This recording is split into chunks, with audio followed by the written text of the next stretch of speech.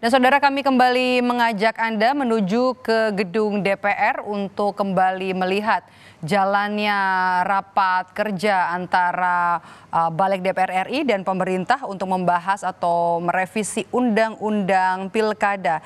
Yang saat ini tengah dibahas adalah soal ambang batas syarat pencalonan kepala daerah dalam revisi Undang-Undang Pilkada.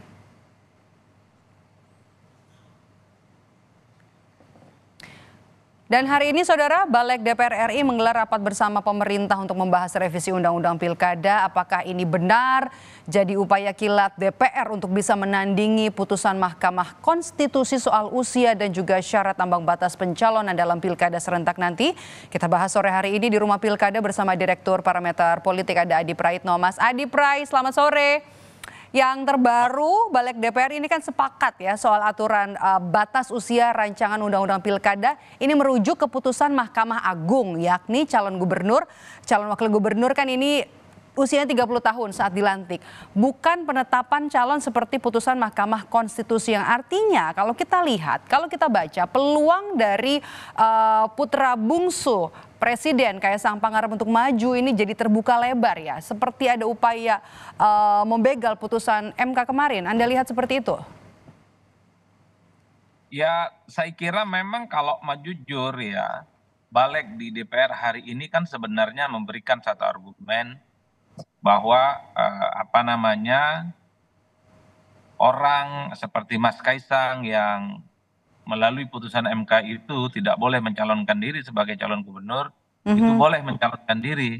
Karena ini mengacu pada peraturan yang sudah diputuskan oleh Mahkamah Agung ya, bahwa yang disebut dengan 30 tahun itu bukan saat mendaftar, tapi saat dilantik. Oleh karena itu jelas kalau kita mengacu pada hasil putusan Balik DPR hari ini, orang yang nanti saat dilantik 30 tahun itu berhak untuk mencalonkan diri sebagai calon gubernur, dan salah satunya adalah Mas Kaisang dan mungkin yang lain. Itu satu, Maidof. Yang kedua yang ramai itu kan sebenarnya adalah syarat untuk mencalonkan diri sebagai calon gubernur yang lain. Apakah partai-partai yang lolos parlemen dan non parlemen itu punya kriteria yang sama?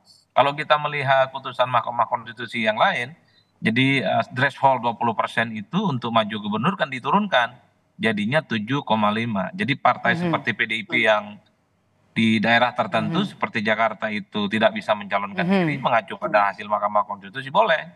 Tapi per hari ini hasil Bilik menyatakan bahwa peraturan dikembalikan kepada sebelumnya, bahwa untuk pencalonan bagi partai politik yang lolos parlemen seperti PDIP itu minimal 20% partai ataupun gabungan partai politik. Itu artinya PDIP yang kemarin dapat angin segar dari putusan Mahkamah Konstitusi per hari ini itu tertutup. Kembali layu lagi dong. Kembali lagi. Cuman kan nanti yang menjadi tanda tanya itu adalah apa yang kemudian akan digunakan ini klausul politiknya. Karena kan publik tahunya bahwa putusan MK itu adalah final and binding. Betul. Final dan mengikat. Nah, pada saat yang bersamaan kita juga tahu DPR itu adalah lembaga yang saya kira bisa memproduksi produk-produk politik, nah, seperti Undang-Undang Pilkada.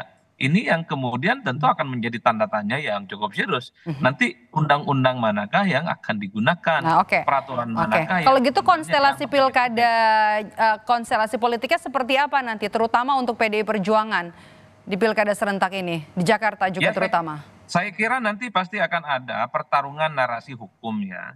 Pasti partai-partai seperti PDIP akan menggunakan Mahkamah Konstitusi putusannya yang kemarin itu sebagai basis legitimasi untuk mencalonkan kandidat tertentu.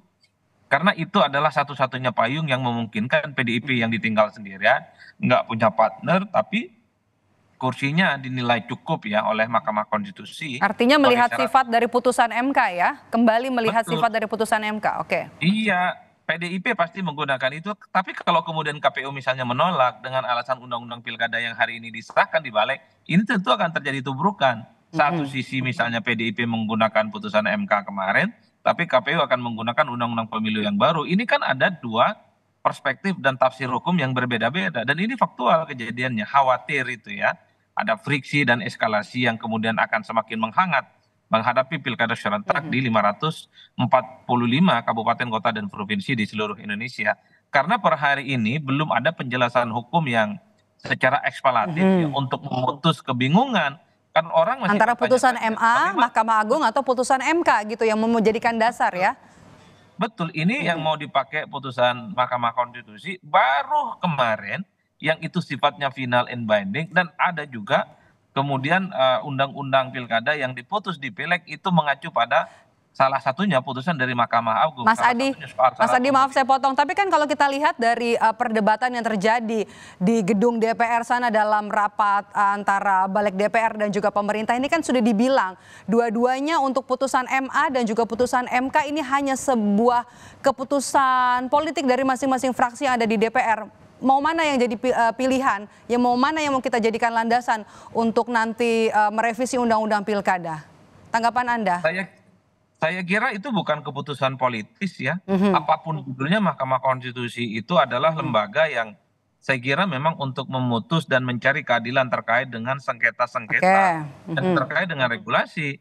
Kan orang mencari keadilan tentang ambang batas parlemen, ambang batas presiden, soal syarat umur dan seterusnya dan seterusnya. Kemarin ketika Partai Garuda dan Gelora mengajukan soal syarat pencalonan gubernur, bupati dan wali kota itu kemudian dikabulkan.